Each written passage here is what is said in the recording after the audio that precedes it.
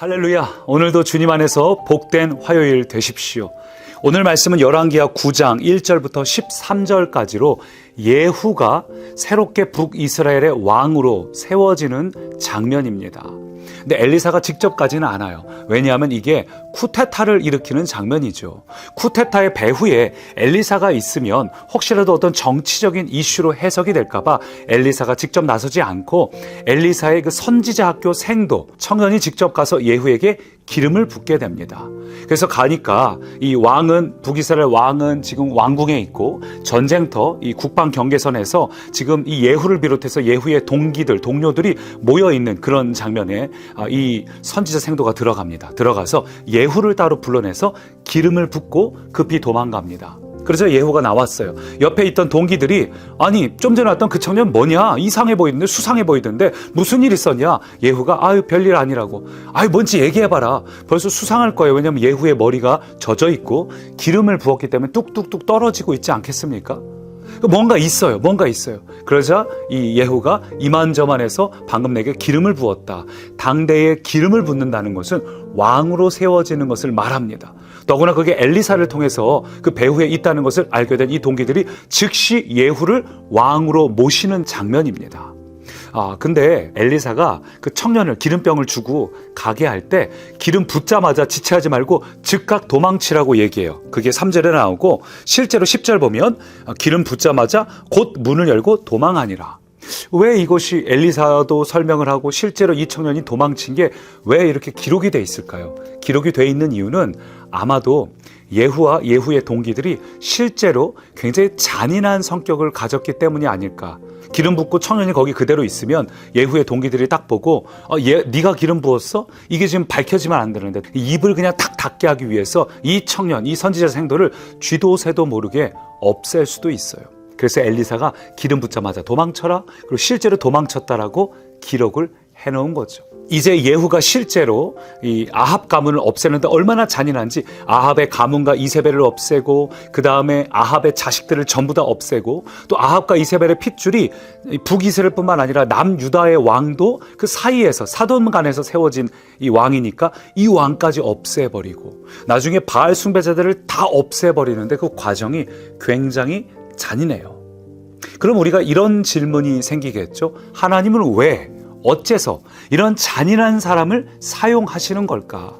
성경을 읽다 보면 하나님이 세워진 사람들이 꼭 완벽하지는 않다는 걸 알게 됩니다.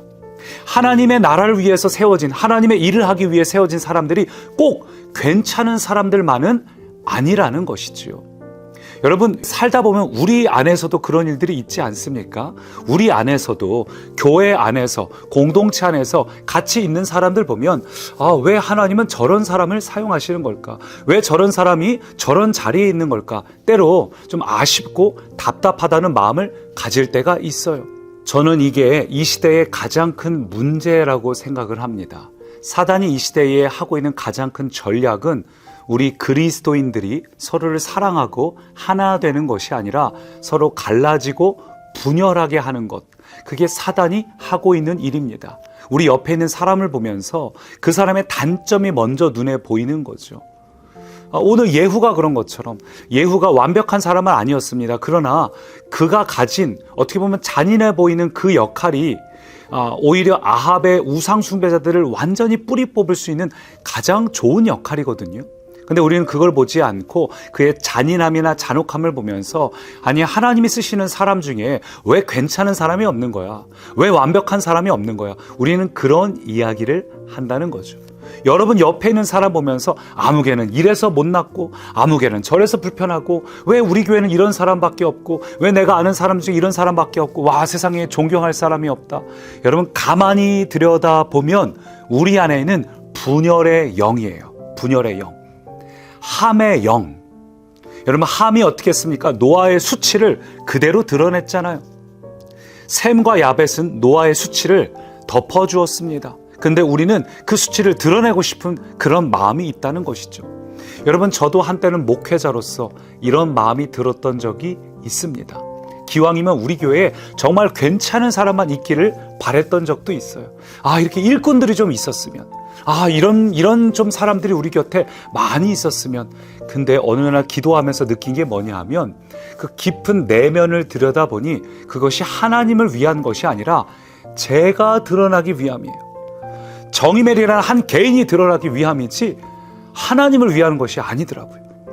내가 하고자 하는 어떤 일이 잘 되기 위함이지 일이 아니라 하나님의 뜻이 우리 안에 이루어지는, 하나님의 나라가 세워지는 것, 그것이 아니었습니다. 그럼 여러분, 하나님의 뜻은 뭔지 아세요? 하나님의 뜻은 우리 옆에 못나고 부족한 사람들, 때로 예후 같은 사람들, 때로 나에게 겁을 나게 하고 불편하게 하고 나에게 도움이 안 될 것 같은 그 사람들을 품고 사랑하는 것, 그것이 하나님의 나라입니다. 그래서 레위기를 보면 하나님 뭐라고 말씀하셨는지 한번 보죠. 레위기 25장 35절 보니까 내 형제가 가난하게 되어 빈손으로 네 곁에 있거든 너는 그를 도와라. 가난한 자, 뭔가 내가 도와야만 하는 자. 우리 교회 공동체 안에서도 항상 신경 써야 하고 도와줘야 되고, 나에게 도움이 되는 사람일 때는 고마운 사람인데 내가 늘 도와줘야만 하는 사람, 언제까지 도와줘야 돼? 이런 사람들도 존재하죠. 근데 그런 사람에게 어떻게 하라고요? 35절 끝에 보니까 너와 함께 생활하게 하되, 36절도 한 번 더 나와요. 내 형제로 너와 함께 생활하게 할 것인즉. 이 정도 도왔으면 됐지, 언제까지 도와야 돼? 우리는 때로 지치고 힘들 수도 있어요. 근데 하나님 뭐라 말씀하시는가? 너와 함께 생활하라는 거예요. 일회적인 도움도 아니고, 도움이 안 되니까 좀 딴 데 갔으면, 그런 게 아니라 여러분과 관계된 사람 안에 어려운 사람, 부족한 사람이 있을 때 뭐 하라고요? 함께 생활하라는 거예요. 왜냐하면 36절 계속 보니까 내 하나님을 경외하여 내 형제로 너와 함께 생활하게 하는 것이다. 네 형제와 함께 생활하는 것이 곧 하나님을 경외하는 것이다. 여러분, 하나님은 여러분이 그 씨름을 통해서 하나님을 경외하는 법을 배우길 원하십니다. 실제로 여러분, 그렇게 할 때 우리가 비로소 하나님의 것들이 우리 안에 나타나기 시작합니다. 함께 해야 된다고 딱 정의를 내려보십시오. 그럼 어떻게 해야 돼요? 그럼 그 다음에 하나님께 기도하게 돼요. 하나님, 함께 해야 하는데 제 안에 사랑이 없어요. 이 사람을 품을 수 있는 마음이 없어요. 그러면서 우리가 적극적으로 뭘 하는가? 하나님의 은사와 열매를 구하기 시작합니다. 하나님 그걸 원하시는 거예요. 불평하는 걸 원하시는 게 아니라 오히려 여러분이 그 사람들과 함께 생활하기 위해서 오히려 하나님께 하나님의 은사와 하나님의 열매를 구해서 여러분 안에 그것이 생겨나길 원하십니다. 여러분이 성장하는 것이죠. 여러분, 은사가 무엇입니까? 은사는요, 여러분이 맡겨진 그 일들을 감당할 수 있는 하나님으로부터 공급받는 능력입니다. 열매는 여러분 안에 하나님의 나라의 그 성품이 맺혀지는 거예요.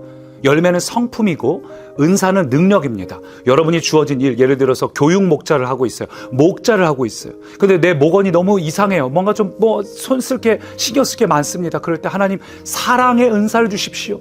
지혜의 은사를 주십시오. 내가 어떤 맡겨진 공동체를 섬기는 것이 은사입니다. 그래서 은사는 로마서 12장 3절, 4절, 5절 보면 공동체를 계속 강조한 다음에 공동체를 위해서 주신 은사가, 예를 들면 7절, 8절 보겠습니다. 혹 섬기는 일이면 섬기는 일로, 혹 가르치는 자면 가르치는 일로, 위로하는 자면 위로하는 일로, 구제하는 자는 성실함으로, 다스리는 자는 부지런함으로, 긍휼을 베푸는 자는 즐거움으로 할 것이니라. 공동체를 위한 은사를 주님께서 주시겠다. 구해라. 주신다.